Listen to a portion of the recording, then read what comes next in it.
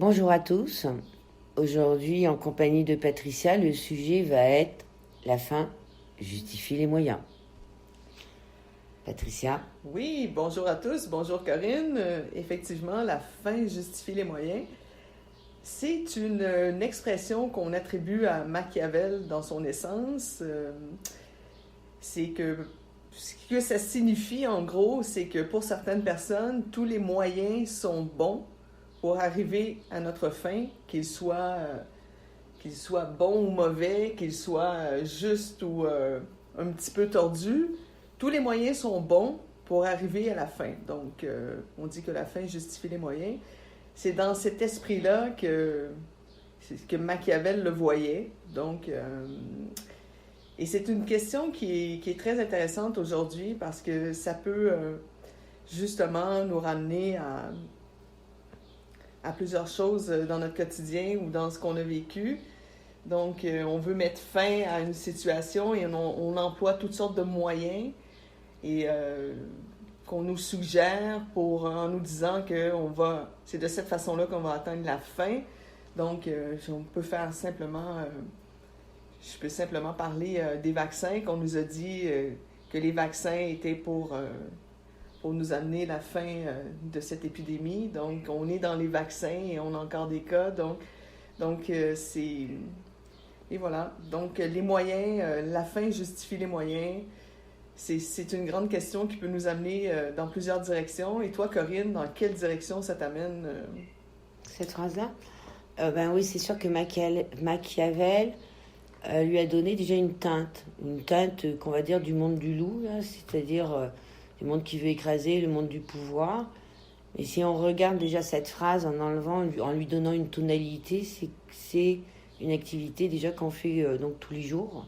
C'est-à-dire que tous les jours on applique cette phrase-là, mais en toute neutralité, c'est-à-dire sans chercher à écraser quelqu'un ou être en rapport avec quelqu'un d'autre. Ça peut être l'exemple comme d'attraper un autobus. Ben oui, pour attraper un autobus qui serait à la course, ben j'aurais besoin de courir. Si je suis en retard, je vais courir pour attraper mon autobus. Donc, pour attraper mon autobus, je vais me donner les moyens, donc je vais courir. C'est neutre. C'est complètement neutre. Donc, on pose des actions neutres de cette manière-là qui, en fait, exprime cette phrase-là très bien. Il peut y avoir des mêmes actions qui sont un petit peu moins neutres, comme beaucoup de femmes vont croiser, et qu'une amie ou moi-même a croisé, c'est-à-dire l'opération suite à l'annonce d'un cancer du sein. On pensera à toutes les femmes qui traversent cette expérience-là. On est vraiment toutes avec vous. Cependant, c'est que là, pour éviter un possible envahissement de la maladie ou un risque de décès, on va accepter de perdre un sein pour espérer une guérison.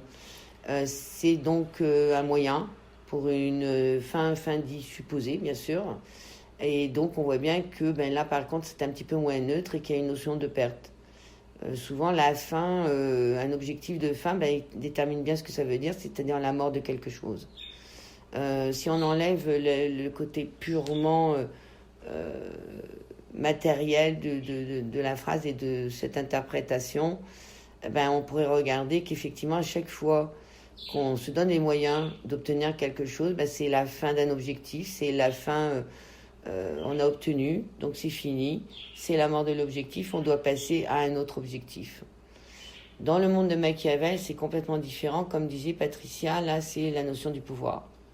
C'est-à-dire, à partir du moment où je veux obtenir quelque chose, Machiavel faisait vraiment intégrer la notion de l'autre que je dois écraser pour me sentir mieux. Donc je vais le dévaloriser pour me sentir supérieur. Donc je vais utiliser peut-être une attitude sournoise ou une action sournoise pour arriver à mes fins. Je vais mentir pour... Donc là, c'est complètement différent. C'est vraiment plus l'attitude, je dirais, de vouloir écraser, faire du mal... c'est le côté mortifère, c'est un petit peu le monde dans lequel nous sommes aujourd'hui que nous observons. Patricia? Oui, effectivement, on peut le prendre dans l'aspect de pouvoir, de vouloir arriver à une fin, d'utiliser des moyens qui sont pas nécessairement très justes. Mais on peut également, comme tu disais, avoir une fin qui est tout à fait notable ou justifiable ou honnête ou juste. La fin, je veux obtenir un diplôme, ben, je prends les moyens pour étudier, payer mes études et faire le cheminement pour obtenir le diplôme qui est la fin de ce cheminement-là, le but. Donc la fin peut être utilisée comme un but.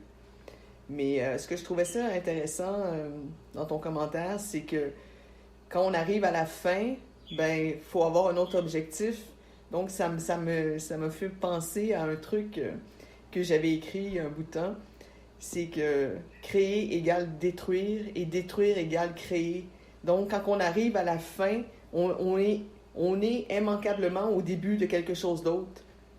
Donc c'est une roue qui tourne et ça, je trouve que c'est quelque chose de vraiment intéressant comme image et je trouve ça en même temps rassurant de ne pas voir la fin comme quelque chose de triste ou de quelque chose de... C'est souvent le début de quelque chose où c'est justement... Oui, si c'est vécu, si c'est pris sagement au niveau de l'esprit. Par contre, on voit que dans le monde de Machiavel, les personnes qui sont vraiment dans cette réalité-là sont des gouffres sans fin. C'est-à-dire que ça a un besoin soit de jeter beaucoup plus tout le temps d'une manière obsessive. C'est quasiment un besoin de compenser pour justement ne pas vivre la fin. Donc dès qu'on a arrivé à la fin d'un objectif, d'un plaisir, d'avoir été fait du ski, acheter une paire de chaussures, tout de suite on pense à l'autre paire de chaussures que finalement on voudrait déjà acheter parce que là c'est des fins qui sont mal vécues. Très mal vécues, qui ne compensent rien, qui n'apportent rien, aucune satisfaction. C'est pour ça qu'il serait toujours intéressant de s'intéresser à l'objectif qu'on veut se donner dans la vie et peut-être réaliser que finalement vivre peut-être sans certains objectifs serait meilleur parce que dans le monde de Machiavel c'est des objectifs sans fin, des moyens qu'on utilise qui nous coûtent très cher, qui nous enlèvent beaucoup de liberté, de temps pour finalement quelque chose qui ne nous remplit pas, qui nous laisse avide, obsessif dans un autre besoin, sans fin.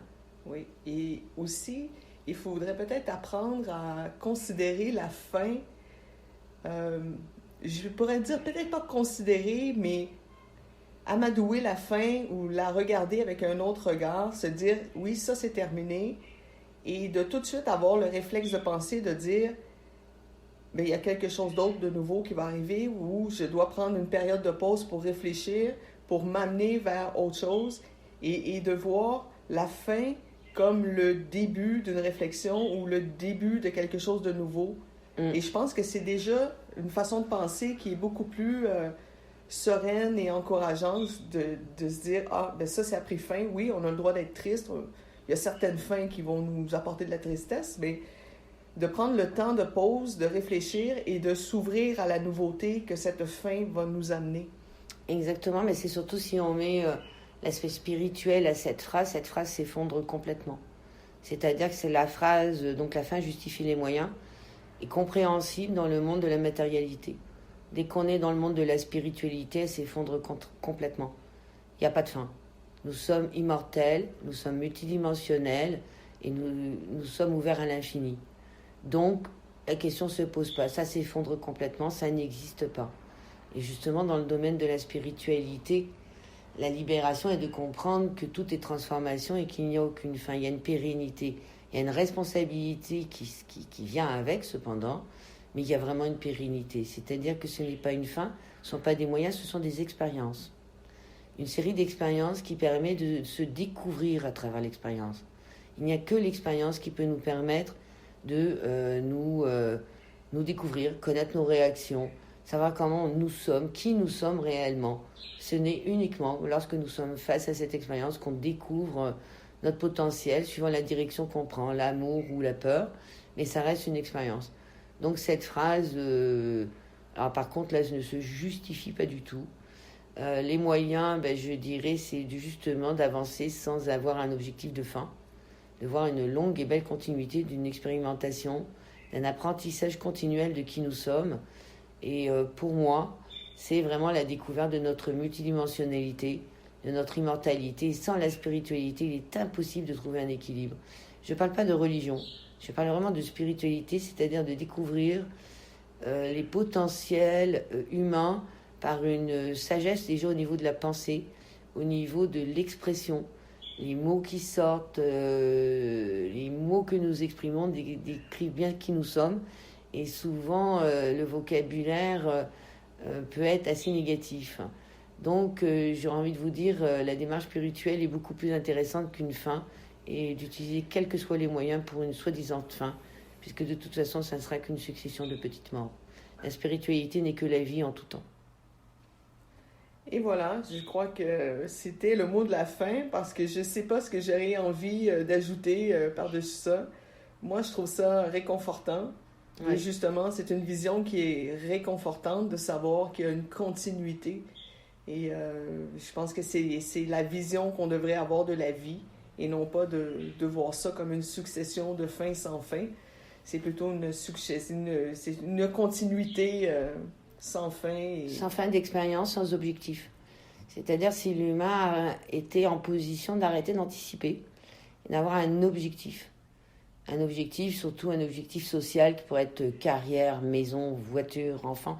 Tout ce qui peut vous mettre en esclavage, qui fait que vous êtes vraiment mis sous esclavage par des intentions, des besoins ou des moyens qui ne vous correspondent pas vraiment.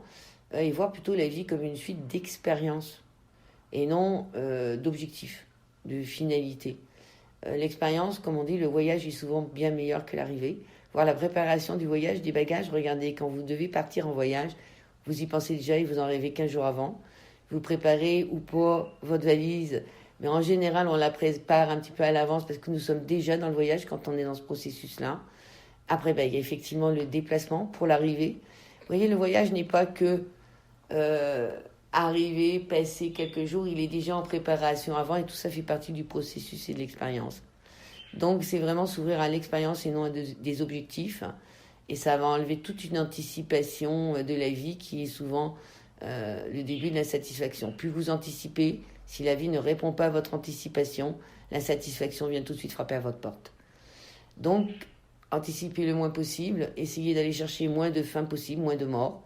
Essayez d'être ouvert plutôt à ce qui se présente et vous allez découvrir une très belle satisfaction plutôt que des objectifs non satisfaits qui vont vous frustrer tous les jours, à chaque minute, à chaque seconde ou à chaque heure.